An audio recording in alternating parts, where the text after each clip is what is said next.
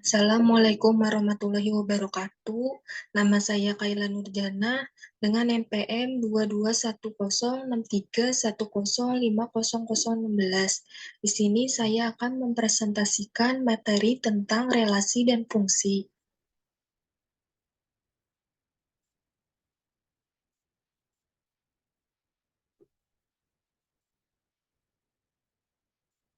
Pertama itu dari pengertian relasi. Relasi adalah hubungan antara elemen himpunan dengan elemen himpunan lainnya yang dinyatakan dengan struktur atau aturan. Yang pertama itu dengan perkalian Kartesian.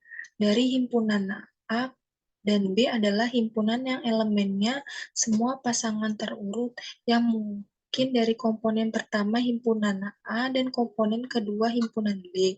Notasinya A kali B sama dengan A, B, di mana A anggota dari A dan B anggota dari B. Relasi antara himpunan A dan B disebut relasi biner. Relasi biner R antara A dan B adalah himpunan bagian dari A kali B. Dapat disimpulkan seperti ini. Contohnya itu himpunan A itu ada 1, 2, 3. Himpunan B-nya itu ada 2, 4, 6.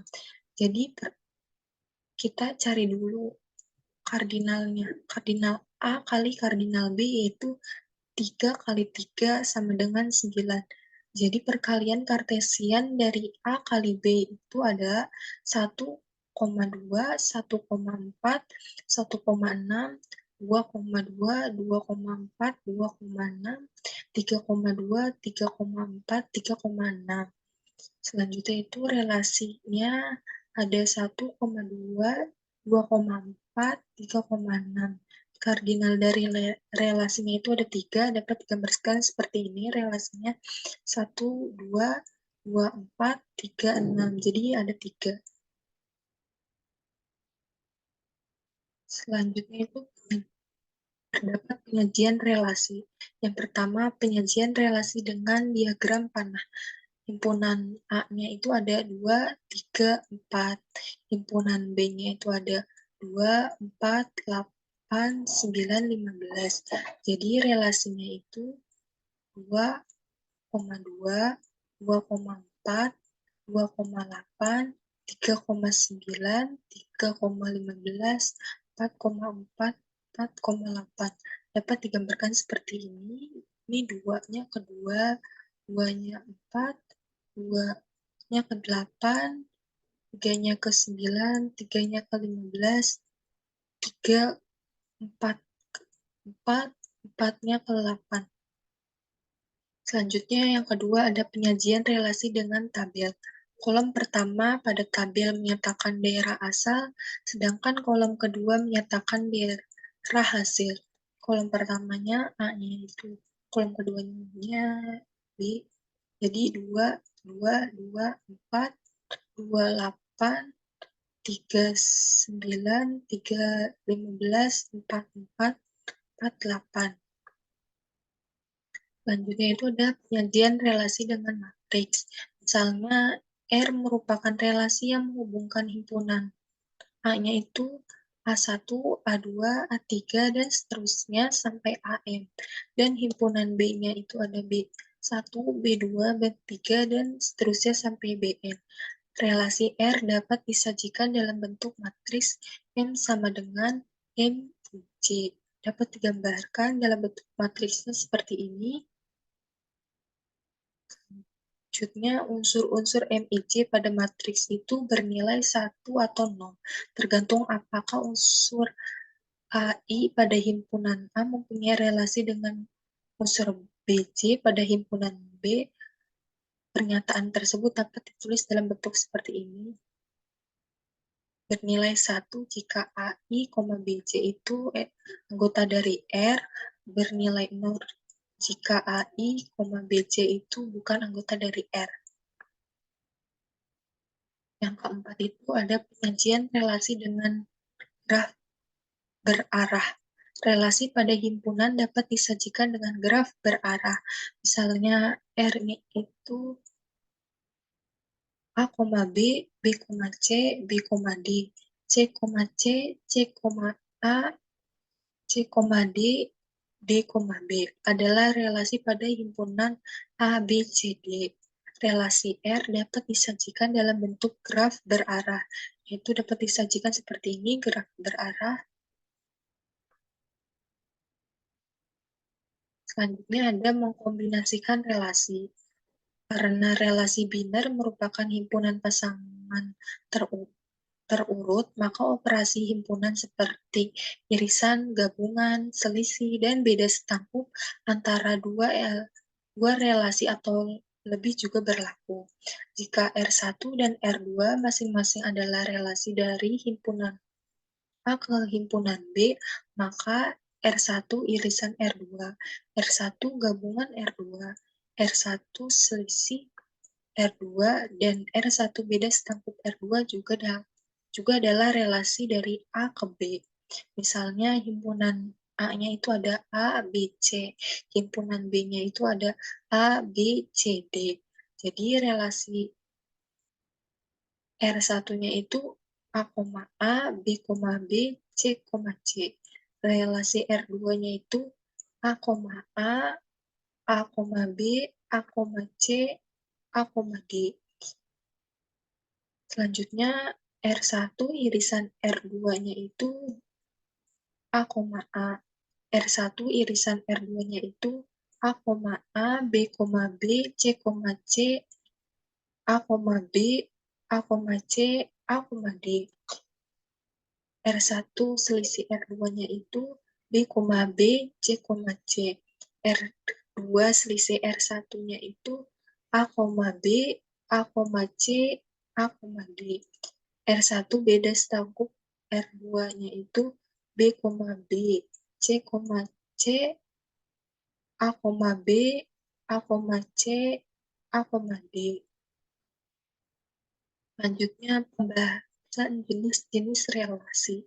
Pertama ada relasi inverse. Misalnya R adalah relasi dari himpunan A ke B. Inverse dari R yang dinamakan dengan inverse dari relasi R dari B ke A yang mengandung semua pasang terurut yang bila dipertukarkan masih terbentuk dalam R, ditulis dalam notasi himpunan seperti ini. Inverse dari relasi B, A, A, B, anggota dari R. Contohnya itu himpunan A-nya itu ada 1, 2. Himpunan B-nya itu ada A, B. Jadi relasinya itu 1, A, 1, B, 2, A, 2, B. Selanjutnya inverse dari relasinya itu A,1, B,1, A,2, B,2. Yang kedua itu ada relasi refleksif. Suatu relasi R disebut relasi refleksif jika setiap A anggota dari A berlaku A, A anggota dari R. Dengan kata lain, R disebut relasi refleksif jika setiap anggota dari A berelasi dengan dirinya sendiri. Yang ketiga, relasi simetrik. Suatu relasi R disebut relasi simetrik jika setiap A, B anggota dari R berlaku B, A anggota dari R. Yang keempat itu ada relasi antisimetrik. Suatu relasi R disebut relasi antisimetrik jika A, B anggota dari R dan B, A anggota dari R, maka A sama dengan B. Dengan kata lain, jika A, B anggota dari A tidak sama dengan B, maka A, B anggota dari R atau B, A anggota dari R, tetapi tidak keduanya. Yang kelima, ada relasi transitif. Misalnya, R suatu relasi dalam himpunan A. R disebut relasi transitif jika berlaku jika AB anggota dari R dan BC anggota dari R, maka AC anggota dari R.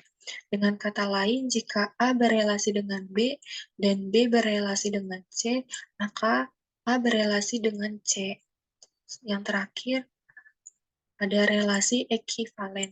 Suatu relasi R dalam himpunan A disebut relasi ekivalen jika memenuhi sifat refleksif, sifat simetrik, dan sifat transitif.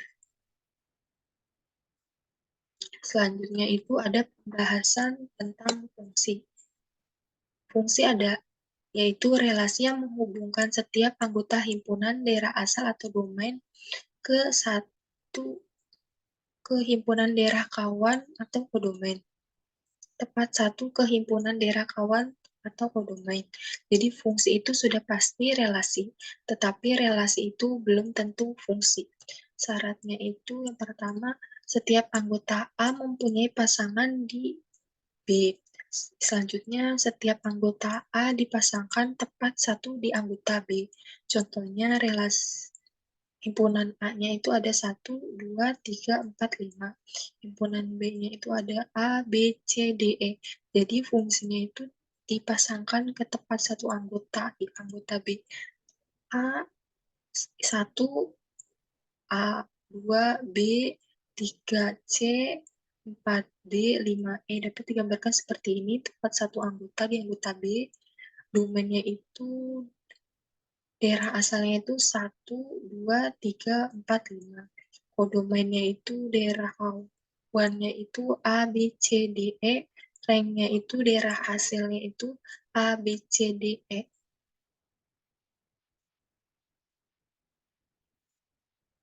Selanjutnya itu ada sifat-sifat fungsi. Yang pertama itu fungsi injektif. Fungsi injektif adalah fungsi dengan setiap elemen kodomain tidak mempunyai relasi lebih dari satu dengan elemen domain. Fungsi injektif disebut juga dengan fungsi satu-satu, karena setiap elemen kodomain hanya boleh berelasi satu kali. Dapat digambarkan seperti ini, hanya boleh berelasi satu kali, U ke satu, V kedua, W ketiga. Dapat digambarkan seperti ini.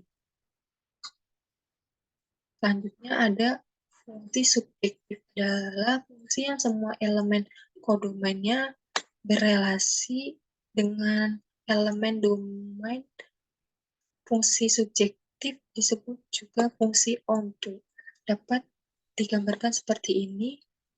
U-nya ke satu, V-nya kedua, W-nya ketiga, X-nya ketiga.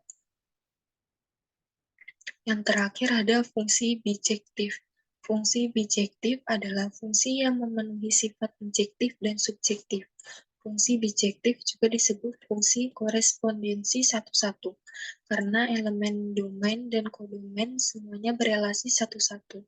Berikut ini contoh fungsi bijektifnya. U-nya ketiga, V-nya kedua, W-nya ke satu. Sekian dari saya, kurang lebihnya mohon maaf. Wassalamualaikum warahmatullahi wabarakatuh.